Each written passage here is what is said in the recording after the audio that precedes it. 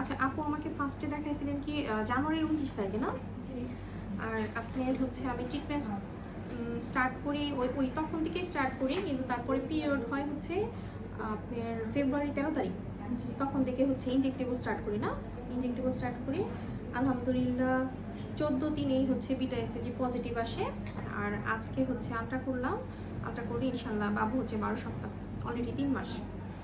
তাই তো হলো। হ্যাঁ আপনার মাসিকের ডেট অনুযায়ী 13/2 অনুযায়ী হচ্ছে ডেট হচ্ছে, বাবু হওয়ার ডেট হলো নভেম্বরের 20 তারিখ, আলটাতে আসছে 19 তারিখ, একদম সুন্দর মিলে গেছে। হ্যাঁ একদম 12 সপ্তাহ, বাবু ভালো আছে, হার্টবিটও ভালো আছে। হ্যাঁ আপনি কি পানি ঠিক মতো খান?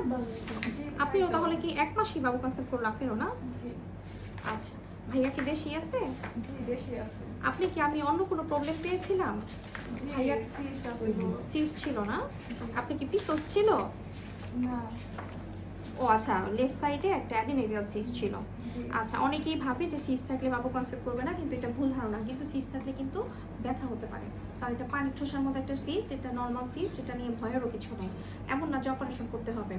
কাজে এটা থাকলেই বাচ্চা কনসেপ্ট করবে না, এটা পুরাটাই ভুল ধারণা। হ্যাঁ আপনি কিন্তু পেইন হলে এটা নিয়ে ভয়ের কিছু নেই, হতে পারে।